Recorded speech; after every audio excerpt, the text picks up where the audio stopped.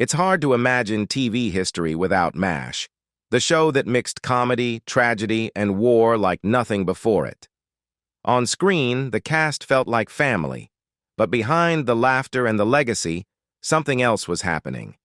Tensions rose, storylines shifted, and one by one, some of the show's most beloved actors walked away. Why would stars leave a series this successful? Were the reasons personal, professional, or something no one expected? Today, we uncover the real story behind the exits that shocked fans and changed MASH forever. MASH became one of television's most loved series, airing from 1972 to 1983. Set during the Korean War, it followed the doctors and staff of the 4077 Mobile Army Surgical Hospital as they treated wounded soldiers while trying to stay sane in the middle of chaos. The blend of sharp humor and emotional drama made the show a classic. At the center was Captain Benjamin "Hawkeye" Pierce, played by Alan Alda, a gifted surgeon who used wit to cope with war. Other key figures included Trapper John, Hot Lips Houlihan, Frank Burns, Radar O'Reilly, Henry Blake, and later B.J. Honeycutt and Colonel Sherman Potter. As the seasons progressed, the show grew deeper. Early episodes focused on pranks, friendships, and coping with daily life in a war zone. By season 3, MASH began tackling heavier themes, culminating in the shocking death of Henry Blake. Later seasons introduced new characters like B.J. and the brilliant but arrogant Charles Winchester, bringing fresh dynamics to the camp. Over time, the tone became more reflective. The characters confronted the psychological toll of war, questioned military authority, and dreamed about life after the conflict.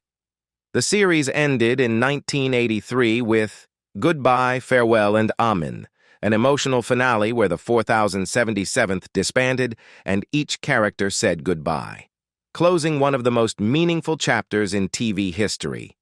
Throughout its run, MASH was celebrated for its sharp writing, strong performances, and its rare ability to mix humor with the harsh realities of war. It earned countless awards and became a timeless classic. Even though it debuted during the Vietnam War, its message about the absurdity of saving soldiers only to send them back into battle resonated far beyond its era. That honesty, the human side of war, is why new generations still discover and love the series today. But even with the show's enormous success, several actors made the surprising decision to leave, each for very different reasons. One of the most memorable departures was that of McLean Stevenson, who played Lieutenant Colonel Henry Blake. Born on November 14, 1927 in Normal, Illinois, Stevenson came from a prominent family steeped in medicine and politics. His father was a cardiologist, and his cousin Adlai Stevenson II ran for president twice. Though surrounded by expectations of prestigious careers, McLean followed a different calling. He studied at Lake Forest Academy, served briefly in the Navy, then earned a theater arts degree from Northwestern University, where he also joined the Phi Gamma Delta fraternity. Before acting, he worked a string of unusual jobs, from insurance sales to serving as a press secretary on his cousin's presidential campaign. Experiences that later added depth to his comedic style. His entertainment career began in radio in Dallas, where his warm voice made him popular. He later moved to New York and wrote for The Tonight Show starring Johnny Carson, a major break that led him deeper into show business. Encouraged by family, Stevenson enrolled in the American Musical and Dramatic Academy in 1961 and eventually found his way to theater, commercials, and television. Everything changed in 1972 when he was cast as Henry Blake on MASH. His portrayal of the kind, slightly overwhelmed commanding officer charmed audiences instantly. Stevenson brought humor and humanity to the role, earning a Golden Globe in 1974 and becoming one of the show's most beloved stars. Despite the show's success and his own rising popularity, McLean Stevenson chose to leave MASH after the third season in 1975. He felt his character wasn't being fully used and believed he could shine more in a leading role rather than as part of an ensemble dominated by Alan Alda and Loretta Swit. He wanted to take advantage of his momentum and find projects where he could be the star. His exit became one of the most shocking moments in television history. In the season 3 finale, Henry Blake received his discharge and prepared to head home, only for the episode to end with the devastating reveal that his plane had been shot down. Killing off a major character was almost unheard of at the time, and the moment left a deep impression on viewers and cast members alike. After MASH the McLean-Stevenson Show in 1976 and later the sitcom Hello, Larry, but neither series matched the success he'd hoped for. Over the years, he continued acting in guest roles on shows like The Love Boat and The Golden Girls, and he became a familiar face on game shows such as Match Game. Though he stayed active, nothing ever came close to the impact of MASH. His personal life was equally eventful. Stevenson married 3 times and had 3 children. He spent his later years working steadily in television until his death from a heart attack on February 15, 1996, at age 68. Looking back, Stevenson openly admitted that leaving MASH may not have been the best move. He once said, "I made the mistake of believing people were enamored with McLean-Stevenson, but what they loved was Henry Blake." Even so, his performance left an indelible mark on television, and his departure remains one of the most memorable and emotional moments in the show's history. The next departure is Wayne Rogers as Trapper, John McIntyre. Wayne Rogers, born William Wayne McMillan Rogers III on April 7, 1933, in Birmingham, Alabama, grew up in a modest family and excelled in school. After graduating from Princeton University in 1954 with a history degree and performing with the Triangle Club, he served in the U.S. Navy as a navigator. It was during and after his service that his interest in performing grew. Rogers later trained at the Neighborhood Playhouse in New York under Sanford Meisner, supporting himself with odd jobs while auditioning. His early acting years were slow, with small roles in TV and film throughout the late 1950s and early 1960s. Everything changed in 1972 when he was cast as Captain Trapper John McIntyre on MASH. Still, despite the praise, Rogers left MASH after MASH. He found steady work in television. His role in House Calls earned him a Golden Globe nomination, and he continued to appear in series and films, including a standout performance as civil rights attorney Morris Dees in Ghosts of Mississippi. Beyond acting, Rogers became an accomplished investor and financial analyst, earning the nickname The Wizard and appearing regularly on Fox News' Cashin' In. In his personal life, Rogers married twice and had 2 children, with a 3rd child rumored from another relationship. He died on December 31, 2015, at age 82 from pneumonia. Today, he's remembered not only as the original Trapper John, but as an actor who walked away on principle and built a long, multifaceted career on his own terms. The next major departure from MASH came from Larry Linville, who played the famously uptight Major Frank Burns.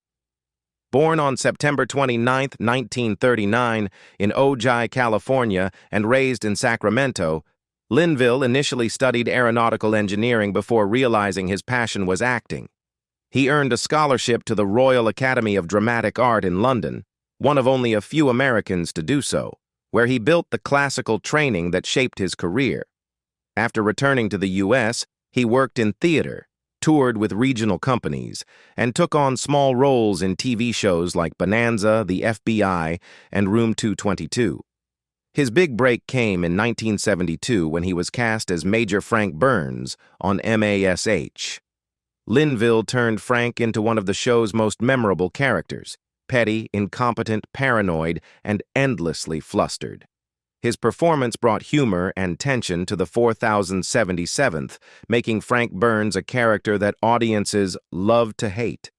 Still, Linville gave the role nuance, showing Frank's insecurities beneath the bluster. Despite the popularity of his character, Linville chose to leave the show after season 5 in 1977. His reason was simple and honest. He felt Frank Burns had become too one-note. The writers had pushed the character as far as he could go, and Linville feared being trapped in the same role forever. He wanted to grow as an actor, take on new challenges, and avoid lifetime typecasting, so he walked away at the height of the show's success. After MASH, Linville kept a steady career as a character actor. He appeared in The Love Boat, Fantasy Island, Murder, She Wrote, and films like Earth Girls Are Easy. While none of these roles matched the impact of Frank Burns, they allowed him to show his range beyond buffoonish comedy.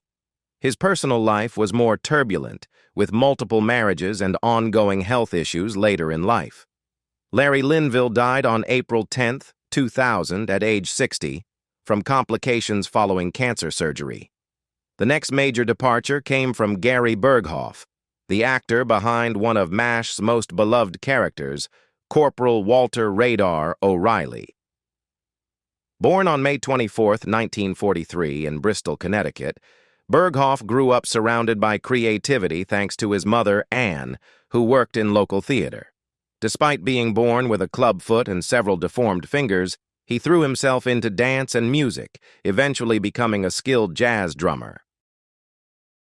His family later moved to Wisconsin, where he finished high school and played in Milwaukee nightclubs before heading to New York to study acting at HB Studio under top teachers like Sanford Meisner and Charles Nelson Riley. He supported himself with retail jobs while performing in jazz clubs and theater productions. His breakthrough came in 1967 when he starred as Charlie Brown in You're a Good Man, Charlie Brown, The Faith. In 1970, director Robert Altman spotted him and cast him as Radar in the MASH film. When the story was adapted for television in 1972, Berghoff was the only cast member from the movie invited to reprise his role. Radar, sweet, intuitive, and a little naive, quickly became a fan favorite and one of the emotional anchors of the show. But behind the scenes, the long hours and constant pressure strained Berghoff's personal life. His marriage to Janet Gale, whom he married in 1971, began to fall apart as the demands of the show grew. By 1979, after 7 seasons, he decided to leave MASH. Producers gave Radar a heartfelt farewell. Originally planned as a season 7 finale, CBS asked Berghoff to return for a 2-part send-off, allowing fans to properly say goodbye. Radar's decision to go home and run his family's farm provided a fitting and emotional end to one of the show's most beloved characters. After MASH, Berghoff remained active in entertainment, appearing on shows like Fantasy Island, The Love Boat, and various game shows. He reprised Radar in After MASH and the short-lived spin-off Walter, though neither series matched the original's success. Over time, he shifted toward other passions, hosting a PBS series about pets, painting wildlife art, inventing, writing songs, and touring in regional theater. His creative life remained full, even if he never found another role as iconic as Radar. His personal life brought both joy and difficulty. His first marriage ended shortly after leaving MASH, and his second marriage to Elizabeth Bostrom ended in 2005 after growing differences. Still, Berghoff always emphasized family, and leaving MASH at its peak reflected his belief that home mattered more than fame.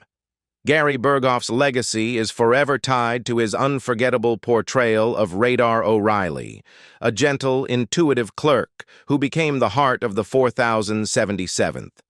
His choice to walk away at the height of success remains one of the show's most admired acts of integrity. The most mysterious departure from MASH happened before the show even began its run: George Morgan, the original Father Mulcahy. Morgan appeared only in the pilot episode, yet his face still flashes in the opening credits of every episode. Before MASH, he had small roles in series like Bonanza and in Robert Downey Sr.'s cult film Putney Swope. His disappearance from the series was never scandalous, just a creative decision. Executive producer Larry Gelbart later explained that Morgan was a perfectly fine actor, but the role needed someone with a more distinctive, naturally quirky presence, something they didn't want to force with writing. As a result, Morgan was replaced before the show went to series. William Christopher took over the role and went on to play Father Mulcahy for the entire 11-season run, later reprising the character in Aftermash. Morgan, meanwhile, never found another major role. His career faded quietly, with his final screen credit appearing in the 1990 film Have a Nice Night. Despite his brief time on MASH, his place in the pilot remains a tiny but intriguing footnote in the show's history. And there you have it. Which departure surprised you the most? And do you think MASH would have been the same if these actors had stayed? Share your thoughts in the comments below. If you enjoyed this look behind the scenes and want more deep dives like the real reason why these actors left MASH, don't forget to like, subscribe, and turn on notifications so you never miss the next video. See you then.